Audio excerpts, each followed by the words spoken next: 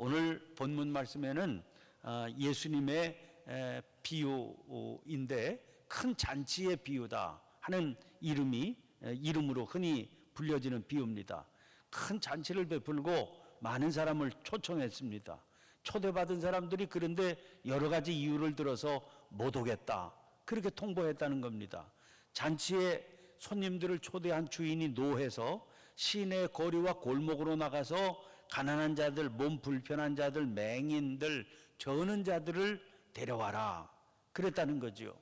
근데 그렇게 다 종들이 사람들로 자리를 채웠는데 아직도 자리가 남아있다. 그러니까 주인이 다시 길과 산 울타리가로 나가서 사람들을 강권해서 내 집을 채우라, 그렇게 명령을 했다는 겁니다. 비유는 이렇게 끝납니다. 24절이죠. 전에 청하였던 그 사람들은 하나도 내 잔치를 맛보지 못하리라. 여러분, 우리가 성경을 읽다 보면 이 비유하고 거의 흡사한 비유가 마태복음 22장 1절부터 14절까지에 등장합니다. 거기는 혼인잔치의 비유, 보통 이렇게 이름이 붙어 있습니다. 아주 거의 흡사한 비유인데 두 비유는 내용 전개는 거의 흡사하지만 분명한 차이가 보입니다. 비유를 주셨던 장소가 틀리고 대상도 틀리고 말씀하신 시기도 틀립니다. 마태의 비유는 십자가 지시기 며칠 전에 성전에서 유대교 지도자들을 대상으로 주신 비유입니다. 그래서 내용 자체가 아주 심각한 심판에 대한 말씀이고 또 종말론적입니다. 그러나 누가의 비유는 전혀 다른 곳에서 전혀 다른 대상에게 주신 비유의 말씀입니다. 오늘 본문 말씀을 보려면 14장 1절부터 봐야 이해가 되기가 쉽습니다. 왜냐하면 14장 1절 초반부터 그 1절부터 연속되는 한 자리에서 일어난 그런 일이거든요. 1절을 보시죠. 거기 이렇게 되어 있습니다. 안식일에 예수께서 한 바리새인 지도자의 집에 떡 잡수시러 들어가시니 그들이 엿보고 있더라. 자, 분위기를 아시겠죠? 예수께서 한 바리새인 지도자의 집에 떡 잡수시러 들어가시는 그 일 자체가 아주 특이한 상황입니다. 일반적이지 않습니다. 또 그 일이 다른 날이 아니라 안식일 날 있었다. 이게 중요한 겁니다. 바리새인들이 주님을 공격하고 그래서 결국은 십자가에 못 박혀 돌아가시게 한 그 제일 중요한 갈등이 야기된 문제가 안식일 문제지요. 이미 지금 14장인데요. 6장에서 이 문제가 심각한 갈등으로 제기된 바가 있습니다. 거기 보면 안식일인데 예수님의 제자들이 밀밭 사이로 지나가 배가 고파요. 그래서 안식일인데 이삭을 잘라서 손으로 비벼 먹었다 하는 겁니다. 바리새인들이 그 일을 알게 됩니다. 그래서 이 일, 손으로 이삭을 비벼 먹는 일은 안식일에 하지 못할 일이거든요. 아니 도대체 예수님의 제자들이 이런 일을 하는 걸 내버려 두냐 비난을 냈습니다. 그러자 예수님께서 다윗의 사례를 들어서 그들의 비난을 오히려 공격하십니다. 그러면서 뭐라고 말씀하시는 거 아니? 인자는 안식일의 주인이다. 이건 아주 바리새인들이 들을 때는 참남된 말이거든요. 그런데 예수님은 이런 파격적인 선언을 하시는 겁니다. 그리고 바로 이어지는 장면이 또 뭐냐면 또 다른 안식일입니다. 그 다음번 안식일인지도 모르겠죠. 예수님께서 회당에서 가르치다가 이렇게 안식일 문제로 시비가 붙으니까 그 안식일이면 그 사람들이 무슨 흠잡을 게 없나, 고발할 게 없나, 이렇게 고발할 증거를 찾고 있어요. 서기관과 바리새인들이 그렇게 딱 노리고 있는데, 거기서 보란 듯이 오른손 마른 사람을 고쳐주셨다는 거예요. 그래서 6장 11절 이렇게 되어 있습니다. 그들은 노기가 가득하여 예수를 어떻게 할까 하고 서로 의논하니라. 안식일 규정 문제로 일어난 갈등 때문에 예수님에게서 하여간 증거가 나오기만 하면 그러면 가만두지 않겠다. 고발해서 어떻게든 처리하겠다. 이렇게 벼르고 있던 상황이었다는 겁니다. 이런 상황이었기 때문에 예수님을 엿보는 시선은 주님에게는 아주 일상적인 일이었습니다. 6장 7절 말씀 보시면 서기관과 바리새인들이 예수를 고발할 증거를 찾으려 하여 안식일에 병을 고치시는가 엿보니 이랬지요. 11장 53절 54절에도 이런 말씀 나옵니다. 거기서 나오실 때 서기관과 바리새인들이 거세게 달려들어 여러 가지 일을 따져 묻고 그 입에서 나오는 말을 책잡고자 하여 노리고 있더라. 고발할 증거를 찾지요. 말꼬리 하여간 흠잡을 거 없나 노리고 있다는 거예요. 20장 20절입니다. 이에 그들이 엿보다가 예수를 총독의 다스림과 권세 아래 넘기려 하여 정탐들을 보내어 그들로 스스로 의인인 채 하며 예수의 말을 책잡게 하니, 이런 분위기 속에서 예수님이 사셨던 겁니다. 오늘 본문에도 오늘 본문 앞에 1절에도 그런 얘기가 있는 겁니다. 바리새인 지도자의 집에 떡 잡수시러 들어가시니 그들이 엿보고 있더라. 예수님 스스로 바리새인 지도자의 집에 떡 드시겠다고 들어가셨겠어요? 들어오라고 초대를 했겠죠. 초대를 한 건데 그 초대의 목적이요, 잘 대접하겠다 그런 데 있는 게 아니라 책 잡겠다, 거기 있다는 거예요. 사실은 그래서 안식일에 주님을 초대한 거죠. 그래서 떡을 대접하면서 식사하는 자리에서 안식일 금지 조항을 지키지 않는 게 뭐가 있는가, 그래서 그걸 잡아내기 위해서 엿보고 있었던 겁니다. 여러분, 예수님이 그 시선을 모르셨겠습니까?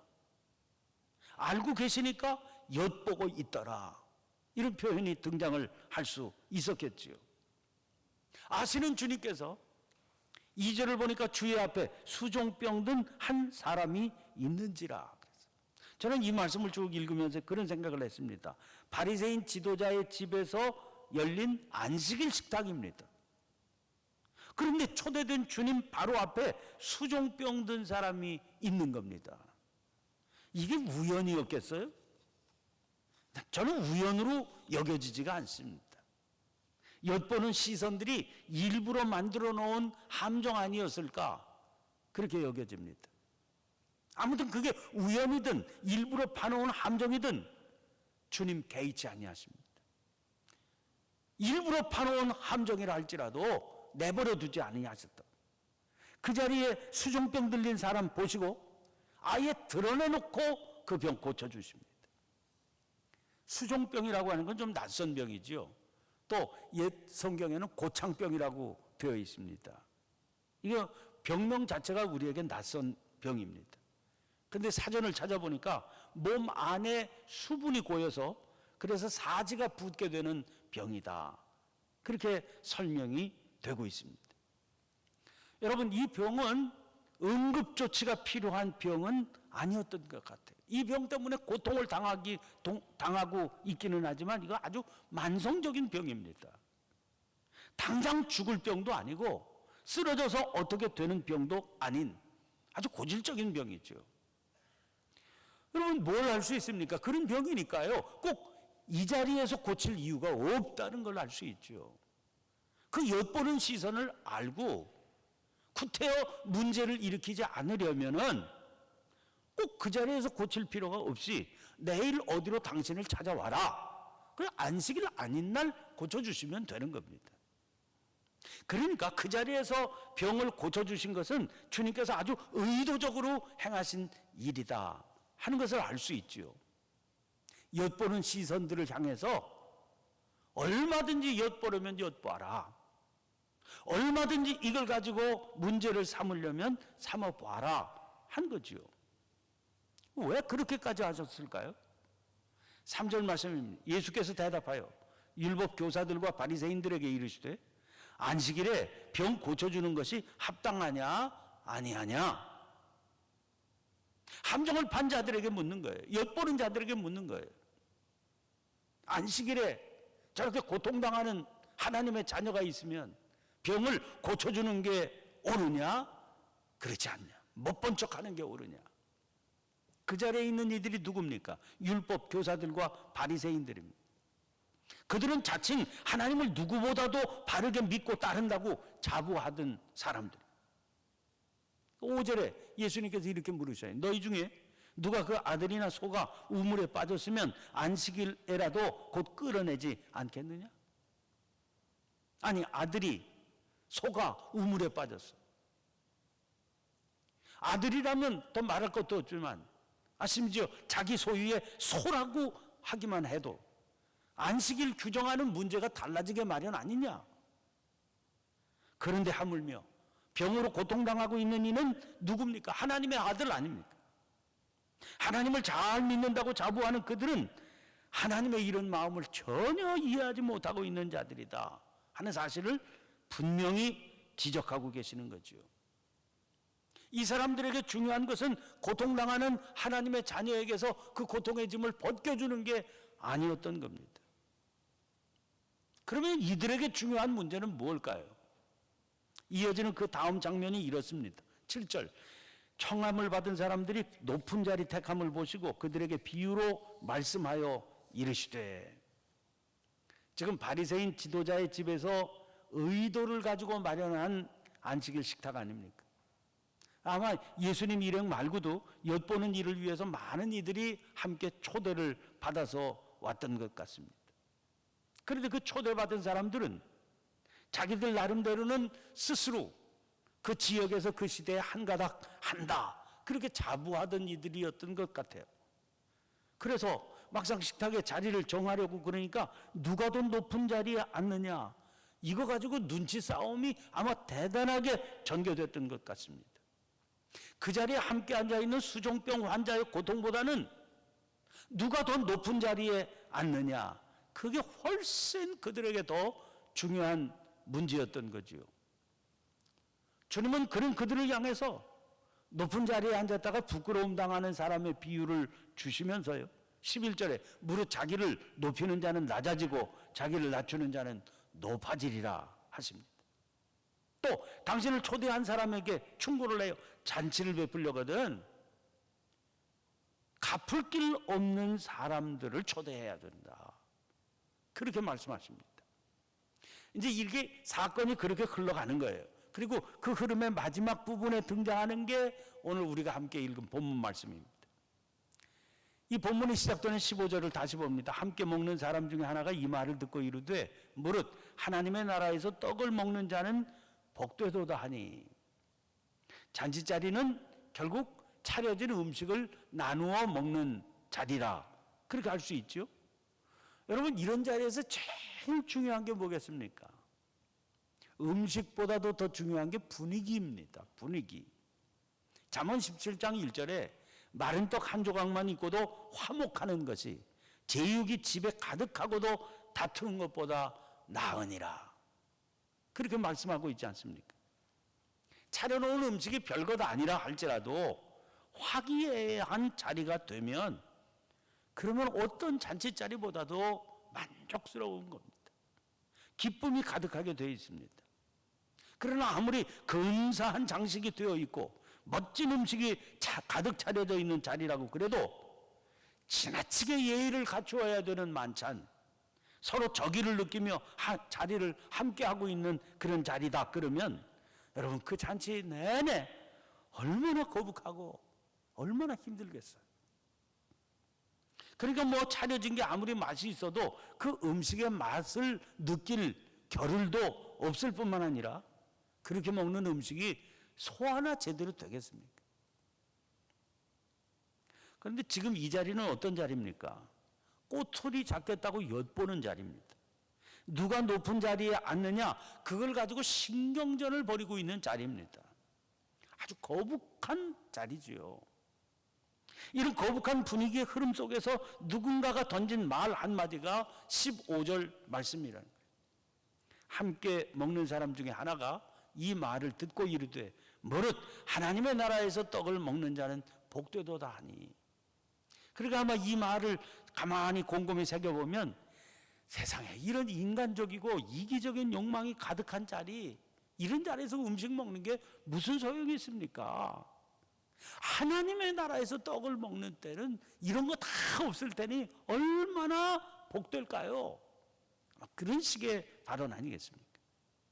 그런저런 인간적인 것들이 다 사라진 완벽한 기쁨으로 가득할 하나님 나라의 잔치를 언급한 거지요. 주님께서 그의 말을 받아서 지금 큰 잔치에 대한 비유를 주시는 겁니다.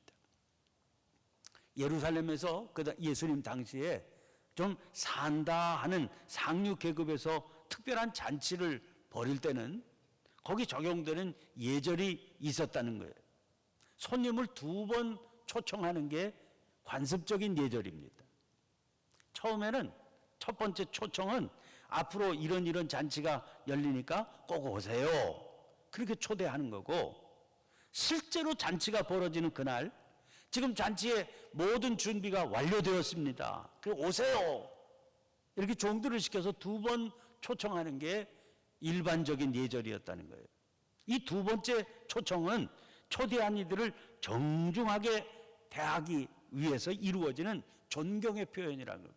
미리 초청을 하고 가겠다는 응답을 받았지만 다시 한번 정중하게 초청하는 거죠. 그래서 2번째 초청을 받을 때는 내가 제대로 대접을 받고 있구나, 그런 마음이 들게 하는 거죠. 그런데 이 큰 잔치를 벌였는데 첫 번 초대에는 응했던 사람들이 막상 잔치가 시작될 때는 2번째 초청 여러 가지 이유를 대고 응하지 않았다는 겁니다. 존경을 다해서 초청을 했는데 그 존경을 무시했다는 거죠. 여러분, 이것처럼 무례한 일이 어디에 있겠습니까? 초대한 사람 3가지 경우가 등장을 하고 있습니다. 밭을 샀기에 나가봐야 된다. 소를 사서 부득불 시험하러 나가야 된다는 거예요. 사실 곰곰이 생각하면 말이 안 되는 이유입니다. 왜냐하면 이런 잔치는 이스라엘에서 보통 이른 저녁 때 시작해가지고 밤 늦을 때까지 진행되는 만찬이거든요. 이 밭을 샀기에 나가봐야 된다. 이건 낮에 하는 일 아닙니까? 소를 사서 살펴보러 가야 된다. 이거 다 낮 시간에 하는 일과 시간에 하는 것 아닙니까? 이것 때문에 만찬에 참석 못한다. 다 핑계대며 거절하는 거죠. 속이 보입니다. 게다가 이 2 사람은 양해해라. 내가 못 가게 되니 양해하도록 해라. 이런 말이라도 하는데 3번째 사람은요, 내가 장가 들었으니 가지 못하겠다. 양해해달라는 말조차 하지 않습니다. 장가 드는 게 갑자기 이루어진 일이겠어요? 벌써 첫 번째 초대할 때 이런 사정은 다 있었던 것이죠. 또 아무리 장가 들었다고 그래도 이스라엘에서 장가 신혼 부부에게는 군대 징집이 면제됩니다. 성경에도 다 나오죠. 그러나 만찬에도 제외되는 건 아니거든요. 그러니까 초대에 응해놓고 그걸 핑계댄다. 그러면서 결혼했다 하는 사람은 양해해달라는 말조차도 하지 않습니다. 초청한 주인의 마음은 안중에도 없이 순전히 자기중심적인 이유만 대면서 핑계를 대면서 초대를 거절하는 거지요. 주인이 노하게 된 건 충분히 이해가 가는 일입니다. 노한 주인은 잔치의 자리를 채우기 위해서 전혀 뜻밖의 사람들을 불러서 그 자리를 채우게 합니다. 21절 보세요. 빨리 시내 거리와 골목으로 나가서 가난한 자들과 몸 불편한 자들과 맹인들과 저는 자들을 데려오라. 어떤 사람들입니까? 인심이나 쓰자. 잔치 잘 준비했는데 초대한 사람 오지 않으니 이런 자리에 초대될 수 없는 사람들에게 인심이나 쓰자. 이렇게 작정했다는 겁니다. 그래서 가난한 자들을 불러요. 이런 자리 기대도 하지 못할 사람들, 몸 불편한 자들, 맹인들, 저는 자들 데리고 오기만 하면 이게 웬 잔치냐. 그래서 하나님 앞에 영광을 돌리게 될 그 사람들을 데려오라니. 그랬는데도 워낙 큰 잔치여서 자리가 남았다고 보고를 합니다. 그러자 다시 또 범위를 더 넓혀줍니다. 길과 산 울타리 가로 나가서 사람을 강권하여 데려다가 내 집을 채워라. 결국 지금 이 비유는 시작이 하나님의 나라에서 떡을 먹는 복된 자 얘기를 하다가 시작이 된 겁니다. 여러분, 예수님께서 말씀하세요. 하나님 나라에서 떡을 먹는 복된 자가 누구겠습니까? 초대를 받은 사람들이 아니라 초대는 생각도 못했던 사람들, 그런 사람들이 그 복된 자가 될 거다, 그 말씀을. 하나님께서는 자기는 갚을 것이 없다, 자기 같은 사람들은 한 잔치를 베풀고 한턱을 내면 나도 한턱을 내겠다, 이렇게 말할 수 없는 처지의 사람들, 그런 자들을 불러서 당신이 준비한 그 고귀한 떡, 그 복된 떡을 먹이신다. 여러분, 우리는 지금 아주 특별한 초대라고 하는 주제를 가지고 말씀을 나누고 있습니다. 하나님께서 부르시는 자리는 아주 특별한 초대의 자리입니다. 그런데 우리들이 서 있는 자리 때문에 그 특별함을 특별함으로 여기지 못할 수도 있다는 거예요. 제가 군대에 갔는데 저희 내무관장이 저를 24시간 보초 쓰는 자리에 넣었어요. 아주 좀 마음이 좀 꼬여 있던 사람 같아요. 왜냐하면 제 그 인적 사항을 보면서 너 신학대학 다니다 왔구나 그랬거든요. 그래서 저를 24시간 보초 쓰는데 넣은 이유가 뭐겠어요? 교회 못 가게 하려고. 그거는 뭐 이제 4시간 쉬고 2시간 보초 쓰고 4시간 쓰고 2시간 보초 쓰고 그러는 거라서 말뚝으로 24시간 묶여 있는 자리거든요. 거기 좋아하는, 거기 가고 싶어 하는 병사들도 많아요. 왜?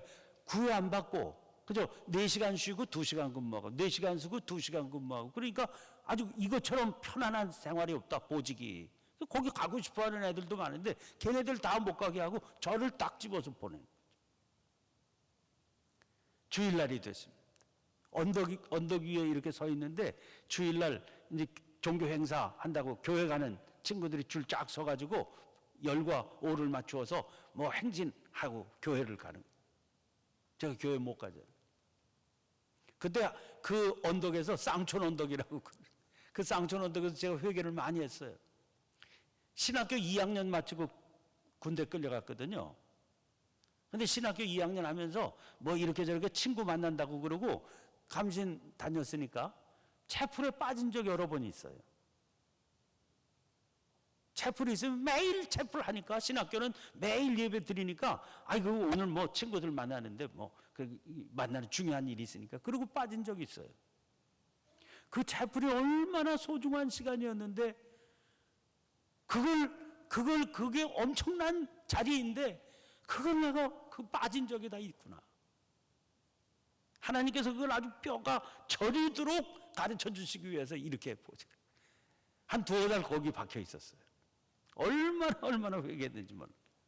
여러분, 우리는요 특별함을 특별함으로 여기지 못할 수도 있어요. 왜? 일상처럼 여겨지니까 아무것도 아닌 겁니다. 자기중심적인 헤아림 때문에 이거 미룰 수도 있고요, 그 자리에 있더라도요 딴 생각해 헛된 것을 추구하고 특별한 기쁨, 하나님께서 이 특별한 초대에서 공급하시는 그 기쁨 놓쳐버리는 경우가 얼마나 많이 있는 거죠. 그래서 그 특별한 기쁨은 전혀 뜻밖의 사람들 차지가 될 수 있는 겁니다. 초대는 받았지만 기쁨은 누리지 못하는 불쌍한 영혼이 될 수 있음을 두려워해야 되죠. 그래서 이 특별한 초대의 자리에 왔는데 우리의 마음은 엉뚱한 데 있어요. 누가 높은 자리에 앉냐, 누가 잘못하냐 엿보는 시선으로 주께서 주시는 이 특별함을 놓치고 있다. 불쌍한 영혼이 되지 않도록 여러분 영적으로 경계할 수 있게 되시기를 간절히 축원합니다. 이번 세일의 특별 새벽 기도회 그리고 부흥회가 우리 모두에게 아주 특별한 기쁨을 누리게 하는 아주 특별한 초대가 될 수 있게 하는 저와 여러분이 될 수 있기를 바랍니다. 그것을 위해서 우리를 불러주신 아버지의 마음으로 이 잔치에 참여하게 해주시옵소서. 기도하면서 누군가 이 특별한 초대를 기다리는 그 심령을 마음에 품고 기도하면서 그를 초대할 수 있는 저와 우리 모두가 될 수 있기를 간절히 축원합니다. 주신 말씀을 기억하고 붙들고 기도의 제단으로 이 새벽에도 나아가십시다. 주여 한번 힘차게 외치고 오늘 특별한 초대 가운데 전개된 이 잔치의 자리, 세일의 특별 새벽 기도에 하나님께서 예비하신 은혜를 마음껏 누리며 하나님 앞에 영광 돌린 저희가 되게 주옵소서. 특별히 다음 주 목요일부터 있게 될 부흥회 세우신 강사 목사님 붙들어 주시고 시간 특별한 기쁨, 특별한 축복을 누리는 그런 저희 모두가 되게 하여 주옵소서. 마음속에 품고 있는 그런 구원할 영혼 이름을 부르며 또 기도하시고 나라와 민족을 위해서도 기도하시고 교회를 위해서도 기도하시는데 특별히 이제 지금 계속 진행되고 있는 공사, 개보수 시설 공사를 위해서 기도해 주시기를 바랍니다. 수능 시험 앞두고 있는 우리 수험생들 위해서도 기도해 주시기를 바라고 환우들을 위해서 기도해 주시고 선교를 위해서도 선교주를 위해서도 기도해 주시기를 바랍니다. 우리 함께 기도하십시다. 주여